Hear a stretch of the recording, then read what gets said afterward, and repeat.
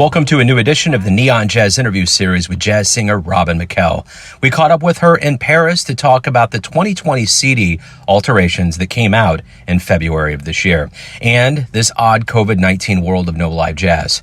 On this new album, she delves into the catalog of some of the most celebrated women of song, interpreting these masterworks through the lens of the jazz idiom.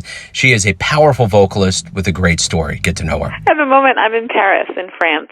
Normally, I have a home in Rochester, New York, but I was on tour when all this craziness started, and I just decided to stay here and ride it out because I thought it was going to be better. Yeah. I'm still here. yeah. I mean, we're all in the same handbasket, though. That's the thing. Yes. Everybody, Is it getting better there? Are they lifting anything? Is anything happening? Yeah, I mean,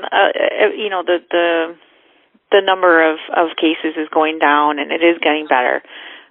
So there is some hope there.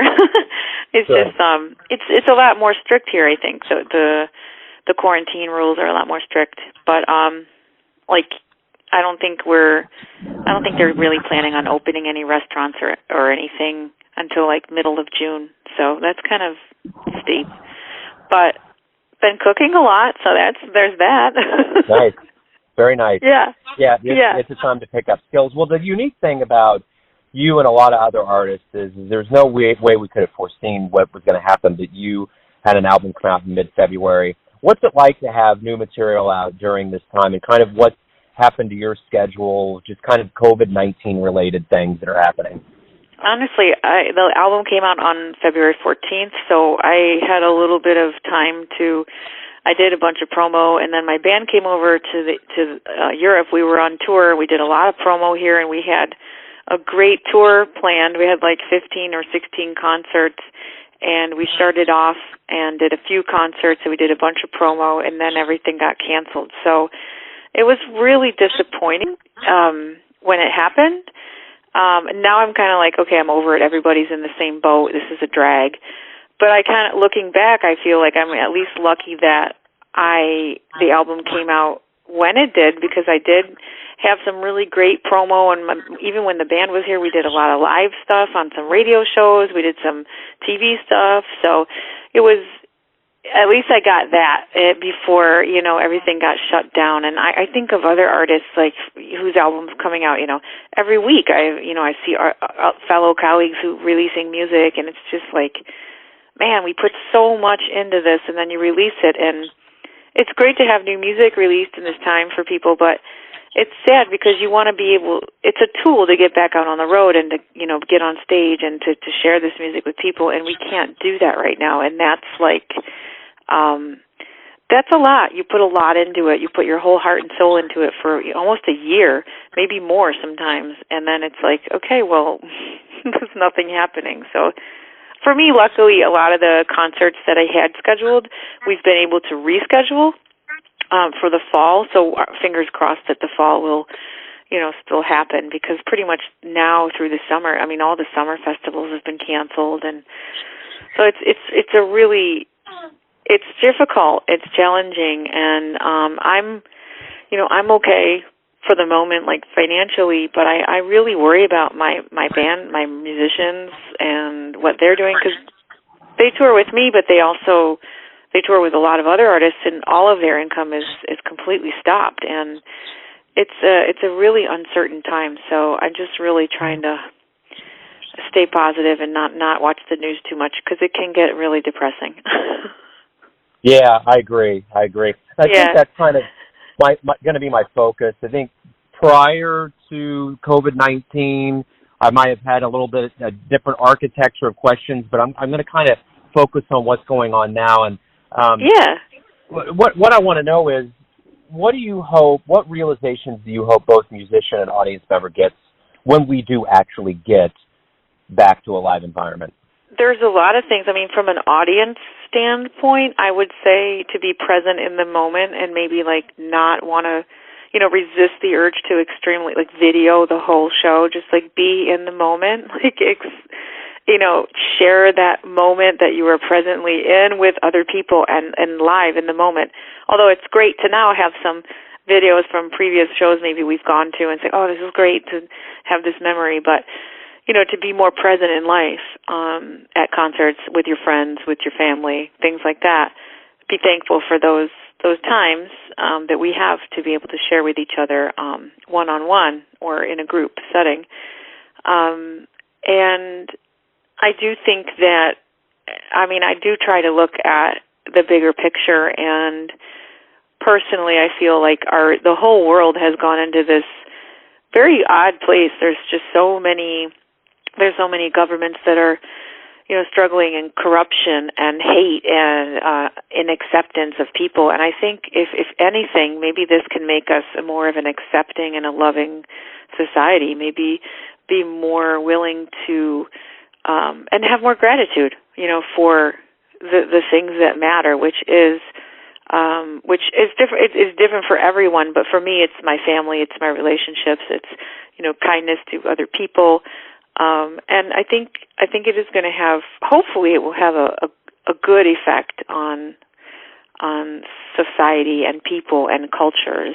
I'm hoping, but I wonder, because I think right now people are still a little bit fearful. I think even to say like hello to someone, because you don't know, can you get the virus from like speaking? We don't. Everything's a different thing every day, and it's just like, I find that people are a little bit more, sometimes they're more friendly, but also they can be a little bit more fearful of actually speaking with you or something, if you cross someone on the street. It's a weird time. It's very odd. So we'll see what happens. But I do have hope that maybe this is going to bring us back to some sort of a level playing field of some sort. What do you like best about being a performer? I love to entertain people. I love to be on stage. I love to connect with the audience. I like the challenge of trying to make them feel something, or not make them, but hope that I can, help them to feel something, or an emotion, or, a joy or a sadness or something emotional in the music. I love to entertain. I love cooking. I love entertaining people at my house. So the stage is kind of an extension of that for me. Everyone has a perception of you, your family, your friends, your fans, but you're living your life. Who do you think you are? I think that I'm pretty normal, even though other people tell me that your life is not normal. You're, all over traveling and here and there. But it's my normal, and I think that I know that the things that are important to me are my friendships, my family, my personal connections. I'm sure that I don't see myself how others see me, because I think that that's very common. I see myself as struggling every day to just, make good choices, make healthy choices, Maybe it's not a struggle, but it's like some days that's like, okay, like for example, I want to eat healthy, or I want to make healthy choices, or I want to exercise, or I want to do this. And so I think not because I should, because that's kind of like I know that I feel better and I'm a better person of that, but I think people see me doing that, like, oh, your life, you got it all together, you're doing all this. It's like, no, it's like still the same. Every day I wake up, I'm like, ugh, I got to go to the gym today. Or like, oh, I got to, eat this salad instead of eating like a big plate of, pasta and pizza like I want. Or I'm choosing this. And of course, it's great to indulge too at times. And it's not all about food and working out, but those are just two examples of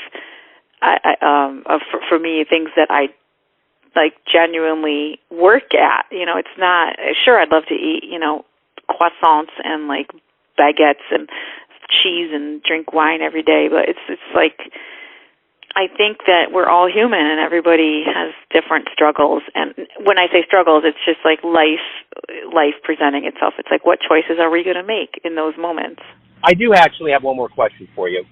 It's kind of a twofold thing. What do you miss the most about America, and what are you going to look forward to doing when you get back, obviously with restrictions that are going to be,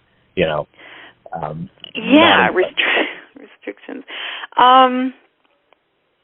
Honestly, I miss having my car because I think having a car, just getting in the car and driving, there's such a sense of freedom in it in general, even if, like, we can't really go anywhere. Let's say, for example, maybe there's nowhere to go, but just get in your car and drive and listen to music. I love that. I also love iced coffee, and I'm not going to lie, it's not really their thing here in France, so I'm having to find, like, I'm making my own iced coffee and things like that. But I think having my car and just, like, having that freedom, I love that part of the U.S. I do miss that, and of course I cannot wait to see my family, and I really can't wait to see my friends either. I have lots of friends here too, but I hope that we can find some sort of new normal that will be feeling more that will be more satisfying than life right now, just like behind closed doors. I agree. Well, hey, Thank you for taking a minute out to talk to me from Paris, and stay safe. Good luck with everything. I really appreciate it. Thanks. Take care and stay healthy. Thanks for listening and tuning in to another Neon Jazz interview, where we give you a bit of insight into the finest singers in Paris, New York City, Kansas City, and spots all over the world, giving fans all that jazz. And thanks to Robin for her time, music, and stories. If you want to hear more interviews, go to Famous Interviews with Joe Domino in the iTunes Store. Visit neonjazz at youtube.com, and for everything Neon Jazz all the time, go to the neonjazz.blogspot.com. Until next time, enjoy the jazz, my friends. But it don't snow here, stays pretty green. Gonna make a lot of money, gonna quit this crazy scene. Neon Jazz.